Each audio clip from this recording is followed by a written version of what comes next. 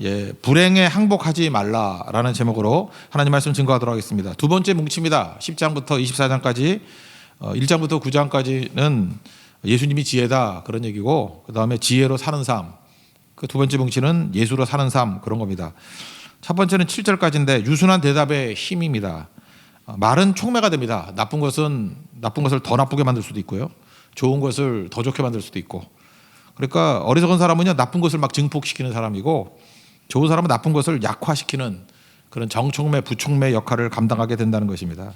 인간은 한자를 보죠. 사이가 한자잖아요. 인간은 사이의 존재예요. 인간은 홀로 존재하는 게 아니라 사이 속에 존재하는 거잖아요. 그러니까 사이좋게 살아야죠. 그 사이좋게 하는 것의 도구가 대화 아닙니까? 말을 통해서. 그래서 사이가 안 좋은 사람들 보면 말이 험한 사람이에요. 뭐 딴 거 아닙니다. 사이가 안 좋은 이유는 말이 틀려서 그래요. 근데 말이 올바르게 서 있으면 사이가 좋아지게 돼 있다는 것입니다. 그래서 내가 이게 고립돼 있고 내 주변과의 관계가 안 좋다 그러면 말이 안 좋은 거예요. 말이 유순하지 않은 말입니다. 유순한 대답, 유순한 말, 이 사이를 좋게 만든다는 것입니다. 그러므로 하나님 앞에서 이 말이 변화되게 해주세요, 그럼 관계가 변화되게 해주세요라고 하는 말과 똑같다라는 것입니다. 그러니까 어리석은 사람하고 이게 말을 하다 보면요, 약을 올린다 그러죠. 분노를 일으킨다. 그래서 관계가 다 깨지게 돼 있다라는 것입니다. 되게 이런 사람들은 자기가 평생 살면서 나는 고집이 세다 뭐 이런 소리 한두 번씩 들어본 사람들은 이게 말 잘못 사용하는 사람입니다. 그러니까 나는 너를 변화시킬 거야, 그런 게 고집이거든요. 또는 나는 죽어도 안 변해, 그러니까 막 강요하는 거죠. 그러니까 사이가 깨지게 되더라는 것입니다. 그래서 과격한 말, 단정적인 말, 여지를 주지 않는 말, 그래서 말 속에 독이 있고 말 속에 상처가 있다라는 것입니다. 함부로 말하는 거죠. 제가 동상이몽에 나온 거 이렇게 짧은 그 짤이라 그러나요? 이렇게 짧은 유튜브 내용을 우리 교회 전체방에 올렸는데, 내용이 그거예요. 추자연이 한국을 떠난 이유. 그 추자연이라는 그 중국가에 있는 그 연예인이 있지 않습니까? 그 중국 할머니하고 이렇게 중국 프로 같아요. 중국말로 이렇게 대화를 나누는 것들을 보니까 추자연이 이렇게 얘기합니다. 자기가 한국에서도 인기 있는 연예인이었답니다. 근데 왜 난 몰랐지? 한국에서 인기가 있었대요. 하여튼간에. 근데 중국에 갈 수밖에 없는 이유가 있었다라고 하면서 심정을 쭉 얘기를 하는데, 아픈 가정사 때문에 그렇다라는 거예요. 어렸을 때 자기하고 여동생이 있었대요. 그러니까 딸 둘이죠. 여동생이 있었는데 물에 빠져서 죽었답니다. 자기는 살아났고 여동생은 죽었고. 그러니까 엄마가 이게 충격을 받죠. 그 자녀를 잃은 엄마의 마음이 얼마나 이렇게 아프겠습니까? 그러니까 엄마가 정신을 잃어버렸대요. 정신이 제정신이 아니래요. 그래서 뭐 그것 때문에 그런지 모르지만 아버지하고도 이혼하게 돼버렸고, 그러고 난 다음에 이제 엄마가 이제 추자연하고 같이 사는데 이제 마음에 충격이 있을 때마다 그랬다는 거예요. 네가 죽었어야 하는데, 네가 죽었어야 하는데. 그러니까 여동생이 살고 네가 죽었어야 되는데. 그러니까 아마 건강한 엄마라 그러면 그렇게 말 안 했겠죠. 충격 받았으니까 뭐 그런 식으로 얘기를 했겠죠. 네가 죽었어야 하는데, 네가 동생 잡아먹었다, 뭐 이런 말 많이 쓰잖아요, 그죠? 계속해서 압박이 오더라는 것입니다. 그게 견딜 수가 없었다는 거예요. 근데 그 어머니도 그럴 수밖에 없는 이유가 친할머니한테 학대를 받았대요. 아들 못 낳으면 옛날에 뭐 학대하고 그런 거 있잖아요. 아들도 못 낳는 주제 하면서, 이게 또 친할머니한테 어머니가 시어머니죠. 시어머니한테 당했던 그 상처와 독이 또 엄청나는가 봐요. 그러니까 그 독이 누구에게 임한 거예요? 또 자기 딸에게 임하고. 그러니까 그 엄마도 참 불쌍한 여자죠. 시어머니한테 당한 거, 또 자기 둘째 딸 잃어버린 거, 그러니까 뭐 남편하고 또 버림받은 거, 한 여자로서 감당할 고난이 아니잖아요. 그러니까 어마어마한 거죠. 그래서 그 엄마한테 상처를 엄청 입었다라는 거예요. 중국에 와가지고 추자연이 얘기를 합니다. 돈도 벌고 해서 이렇게 아버지한테 돈을 보내주는가 봐요. 아버지한테 돈을 보내주고, 또 아버지는 그 받은 돈을 가지고 또 할머니한테 전달해주고. 근데 자기는 할머니를 만날 수가 없대요. 그랬더니 그 중국 할머니가 그래요. 나중에 후회하게 된다고, 꼭 할머니 만나보라고. 그때부터 추자연이 울기 시작합니다. 그러면서 그래요. 내가 할머니 못 만나는 이유가 있다고. 이유가 뭐냐면 엄마한테 미안해서.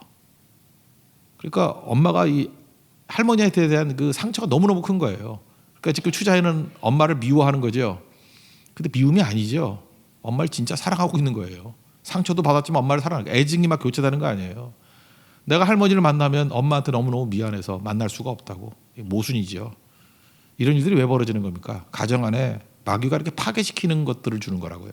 그 말은 뭐예요? 함부로 말하는 거, 상처 주는 거, 독 주는 거.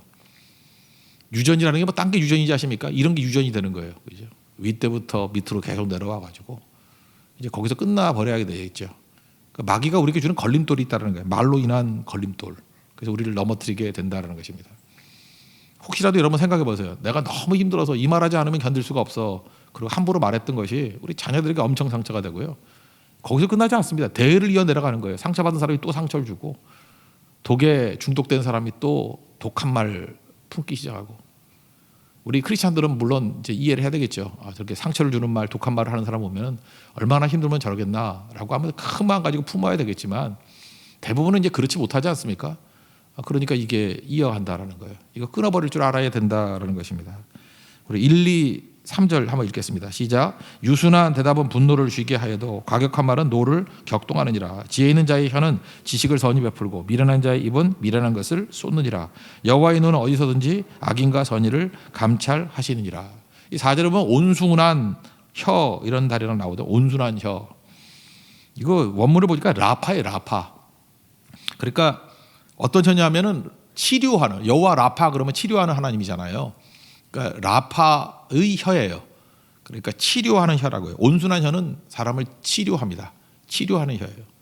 그러니까 온순한 대답을 주면 상처 주는 마음을 치유해주고 독을 베푸는 것을 치유해준다는 것입니다. 그러니까 이런 말이 뭐가 될까라면 우리가 이런 단어는 입에 그냥 붙어서 쓰는 게 되게 중요한 것 같아요. 대부분 부딪힐 때 보면요 이런 거예요. 상대가 공격적으로 하잖아요. 그러니까 상대가 공격적이라는 건 뭐예요? 내게 상처를 주고 독을 주는 말을 하잖아요. 그러니까 말하는 사람이 뭐 온당한 게 아니죠. 부당한 말을 하는 거잖아요. 그러니까 예를 들어서 너는 왜 그 모양이야? 그 화가 나죠. 내 모양이 어때서? 너는 왜 그 모양이야? 뭐 이러고 너는 왜 그러고 사니? 더 열받는 건 뭐예요? 우리 자녀들 막 건드는 거잖아요. 뭐 부모 건드는 거 아니에요. 네 아들은 왜 그래? 뭐 이런 거. 네 딸은 왜 그래? 이렇게 자녀를 건드리지 부모 건드리지 그걸 폭발하죠. 되게 이렇게 말하는 사람이 있다라는 거예요. 그죠? 그럼 이거에 대해서 내가 이렇게 폭발적인 대응을 하면은 이게 다툼이 일어나겠죠. 온순한 혀는 뭐냐? 그것을 잠재울 수 있는 그 부당한 말을 잠재울 수 있는 말들을 연구하고 그걸 내 단어로 만들어야 돼요. 예를 들어서 어떤 사람이 너는 왜 그 모양이야? 왜 네 자식은 그런 모양이야? 이렇게 좀 무례한 얘기를 막 하잖아요. 그럼 그걸 잠재우는 우리 한국말에 제일 좋은 게 뭘까 생각해 보니까 그러게 말입니다. 그러면 돼요. 그러게 말입니다. 그럼 이건 거절하는 것도 아니잖아요. 그냥 받아들이는 거잖아요. 그렇다고 다 받아들이는 것도 아니죠. 네가 그렇게 보는구나. 그러게 말입니다. 그러면은 대부분의 분노나 이 폭발적인 것들이 한 80% 이상은 다 감해져 버리는 것 같아요. 그래서 우리 세교회 성도들은 이 말 꼭 배웠으면 좋겠습니다. 예, 그러게 말입니다. 뭐 이렇게 말 같지도 않은 소리를 하면서 왜 당신은 설교를 왜 그따위래? 뭐 이러면 그러게 말입니다. 예, 그죠? 왜 그런 식으로 쳐다봐? 그러게 말입니다. 그렇다고 그러면 뭐 받아주는 것도 있지만 또 아닌 것도 있고 뭐 좀 애매하잖아요. 그렇지만 상대에게 더 분노가 생기게 만들지는 않죠. 그러니까 그러게 말입니다. 이게 참 좋은 말인 것 같아요. 이게 온순한 혀입니다. 또 하나 예수님이 가르쳐준 것도 있죠. 예를 들어서 말도 안 되는 일이 벌어지잖아요. 행동. 그러니까 십자가 지기 전에 기도 좀 하랬더니 겟세마네 동산에서 엎어져 잠만 자고. 예수님 뭐라 그래요? 마음은 원이로되 육신이 약해서. 안희숙 여사가 뭐라고 번역했어요? 그럴 수도 있지. 이게 온순한 혀라고요. 우리 한국말 가운데 그럴 수도 있지. 어떻게 말도 안 되는 일들이 벌어지게 될 때 말도 안 돼. 이게 있을 수 있는 일이야. 짐승만도 못해. 이러면 싸움 나는 건데 우리가 이렇게 온순한 혀가 되기 위해서는 그럴 수도 있지. 남편이 이렇게 하는 게 말이 돼. 그럴 수도 있지. 아내가 이렇게 하는 게 말이 돼. 그럴 수도 있지. 거기서 다 잠재워지는 거야. 이게 온순한 혀입니다. 치료하는 혀. 라파의 혀. 그러니까 그러게 말입니다. 그럴 수도 있지. 이게 되게 좋은 말인 것 같아요. 이런 단어들을 품고 있는 사람들이 관계가 되게 좋더라고요. 그런데 어떤 말이 있으면은 그걸 이게 되갚아주는 사람이 있죠. 더한 말로, 막 심지어 욕설로, 충고를 하는데 욕설로 나가는 거. 그걸 뭐라 그래요? 악인 또는 지혜 없는 자 이렇게 얘기하는 거죠. 이게 바보짓하지 말라. 뭐 그런 얘기겠죠. 하나님 앞에 이러한 모습들이 꼭 있기를 원합니다.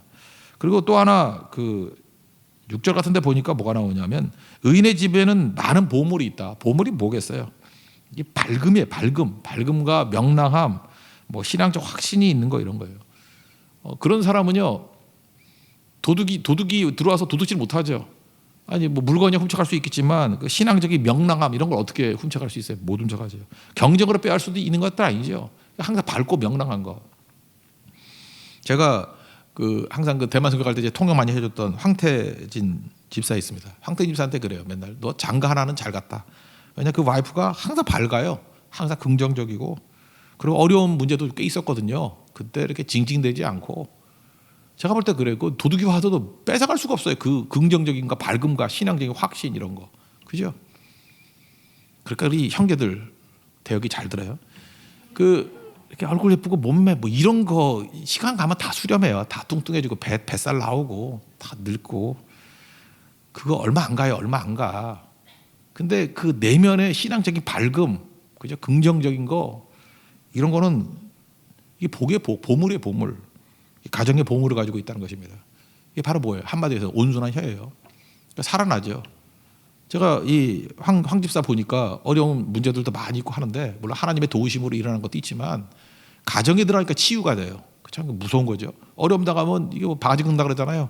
징징대면서 어려움 당해야 되는데 그 친구는 오히려 집에 들어가서 치유가 되는 것 같아요. 그게 되게 중요한 거죠.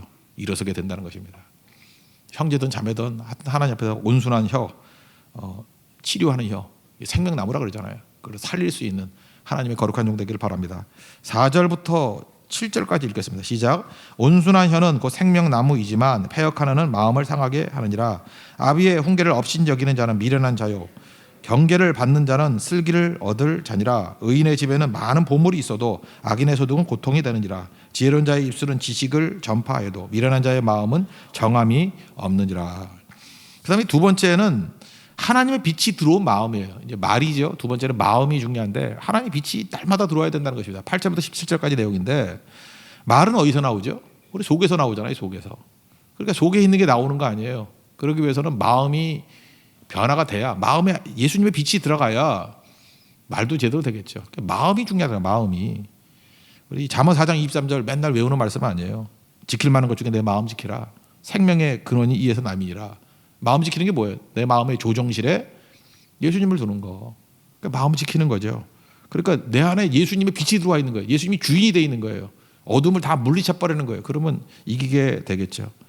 예수님 그러잖아요. 마태복음 15장 11절에 입으로 들어가는 것이 사람 더럽게 하는 게 아니고 입에서 나오는 것이 사람 더럽게 한다고. 그 속이 뭐예요? 더러움이 있으면 더러운 게 나오는 거죠. 그러니까 내 안에 예수님이 계시면 정결하게 만들어 주겠죠. 그리고 힘있게 만들어 주겠죠. 예수님이 조정하니까 not I but Christ. 내가 아니고 예수님이니까. 그게 마음이 중요하다라는 것입니다. 그럼 마음의 중심에 예수님을 모시는 방법이 뭐냐? 그게 예배라는 거예요. 그래서 시작부터 예배가 나오잖아요. 그죠? 하나님 앞에 예배 드리는 자가 되라. 악인의 제사 안 받지만 악인의 제사는 왜 하나님이 미워하실까요? 형식은 제사인데 자기가 변화되지 않는 거예요. 그러니까 하나님이 들어올 틈을 주지 않는 거예요. 그러니까 예배 자리는 나와 있지만 안 듣는 거예요. 가인의 제사가 그거 아니에요. 자기 고집. 그냥 뭐 하나님 말씀은 떠드시오. 나는 납니다. 우리가 노아 얘기를 했잖아요. 의로움이 뭐라 그랬어요? 하나님의 공의. 하나님이 기준이 되는 인생, 말씀을 따라가는 인생, 세상 따라가지 않고 말씀 따라가는 인생, 그걸 의로움이라고 그러잖아요. 예배는 뭐예요? 주님 따라가겠습니다 하는 거 아니에요. 그러니까 공의가 있는 인생, 공의 따라가는 인생. 그럴 때 예배는 기준 바뀌는 거예요. 내 기준에서 하나님 기준, 세상 기준에서 하나님 기준으로 가겠습니다. 그럴 때 마음이 변화가 되겠죠. 그런 사람은 말씀 거절하지 않고 다 수용하겠죠. 그러니까 뭐 말씀을 배반하지 않는다 이런 말씀이 나오죠. 그러니까 마음이 밝아질 수 있는 길은 뭐밖에 없어요? 예배밖에 없어요.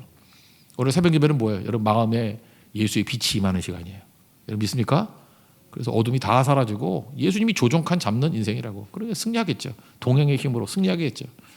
그게 중요하다는 것이다. 8절부터 10절까지 읽겠습니다. 시작. 악인의 제사는 여호와께서 미워하셔도 정직한 자의 기도는 그가 기뻐하시느니라. 악인의 길은 여호와께서 미워하셔도 공의를 따라가는 자는 그가 사랑하시느니라. 도를 배반하는 자는 엄히 징계를 받을 것이요 견책을 싫어하는 자는 죽을 것이니라. 어떤 사람은 그러더라고요. 자기중심적인 게 이게 나쁜 건데 지옥이 뭐냐? 지옥에 대해서 뭐 이렇게 설명을 뭐 여러 가지 하는 사람이 있는데 이 정의도 되게 좋은 것 같아요. 자기를 한순간도 잊을 수 없는 곳, 그게 지옥이래요. 그러니까 되게 미치는 사람들이 특징이 뭐냐 하면은 주변이 안 보여. 나에 매몰되어 있는 거야. 나밖에 생각이 안 나. 나. 그게 마귀죠. 교만의 극치에 가버리면 내가 그러잖아요. 이사야 14장 보세요. 마귀 특징이 내가. 그 다음에 그 어리석은 부자의 특징이 뭐예요? 내가 나를 위해서 내 곡간을 짓고 내 영혼아 뭐 이러잖아요. 그래서 나. 그럼 망하는 거죠. 그러니까 지옥은 뭐예요? 한순간도 자기를 잊지 못하는 게 지옥이래요. 나밖에 몰라요, 나밖에. 그러니까 미치는 거죠. 내 얼굴이 왜 이래? 내 뽀드락지가 왜 이래? 내 살이 왜 이래? 나. 아침부터 저녁까지 나밖에 생각이 안 나요. 그 지옥이에요. 근데 언제부터 천국이 하나님 바라보고 나 말고 밖을 바라보는 거죠. 이웃을 바라보고 돈도 나를 위해 쓰는 게 아니라 이웃을 위해 쓰고 섬기고 그 천국이 임하게 되는 거죠. 그게 되게 중요한 거예요. 예수님이 내 마음에 오시면 특징이 뭐냐 하면은 나를 벗어나게 만들어요. 나이. 내가 다 죽고 나는 아닙니다. 크라이스트. 예수님이 주인 되십니다. 이끌어 가십니다. 빛이 임하면 그런 일이 벌어지는 거죠. 내 마음을 아시고 내 마음을 주관해 주신다는 것입니다. 그러니까 겸손이 뭐예요? 들을 줄 아는 거죠. 거만함이 뭐예요? 가르치기만 하고 배우려고 하지 않는 마음. 그거 한번 볼까요? 11절과 12절 읽겠습니다. 시작. 스올과 아바돈도 여호와 앞에 드러나거든 하물며 사람의 마음이리요. 거만한 자는 견책받기를 좋아하지 아니하며 지혜 있는 자에게로 가지도 아니하느니라. 그러니까 결국은 세상 만사 모든 문제가 마음의 문제라는 거야. 마음에 예수님이 빛을 비춰주시면 환경에 관계없죠. 우리 환경 때문에 이기고 지고 하는 거 아니죠. 동행의 원리가 뭐라 그랬어요? 나는 여전히 연약하고 부족하다니까요. 환경은 안 좋다니까요. 근데 주님이 동행해 주시면 이기는 거죠. 다윗이 언제 환경이 좋아서 이겼나? 자기 힘으로 이겼나? 하나님의 힘으로 골리앗 물리치고. 환경이 좋아서 찬송했나? 아둘람 굴에서도 하나님이 동행하시기 때문에 찬송이 나오고 그런 거죠.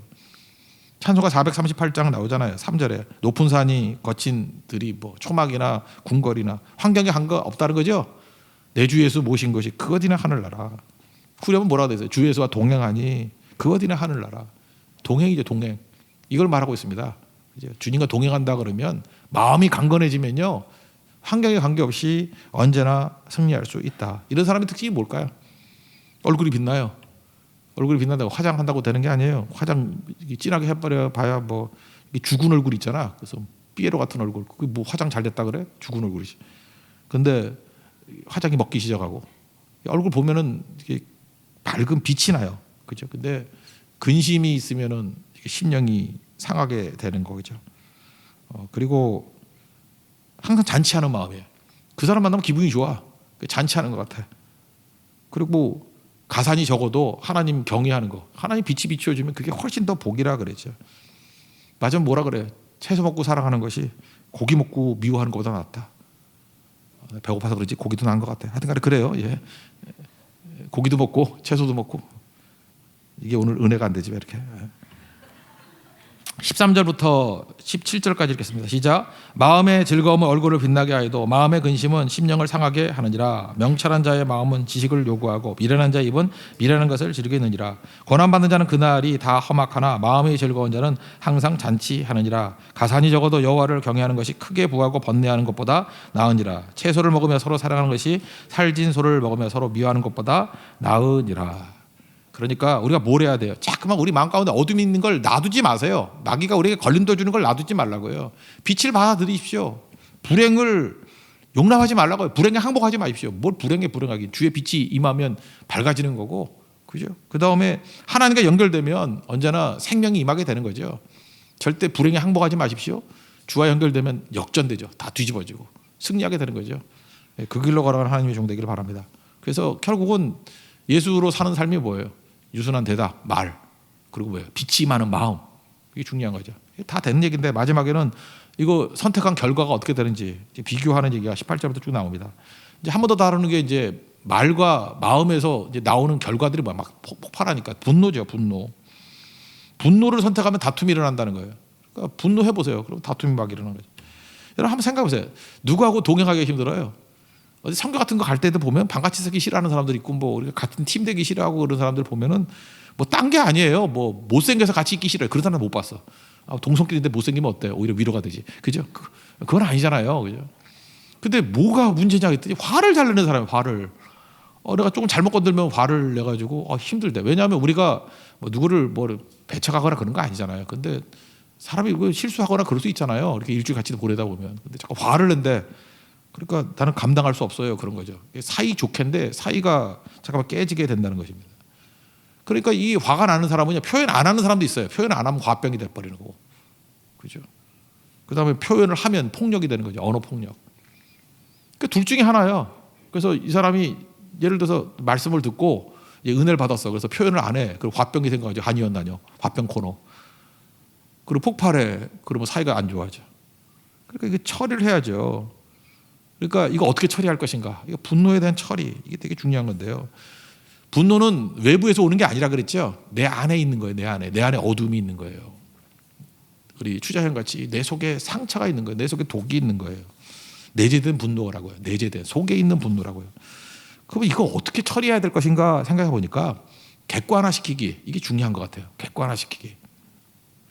예를 들어서 어떤 사람이 내가 싫어하는 걸 자꾸만 얘기를 해.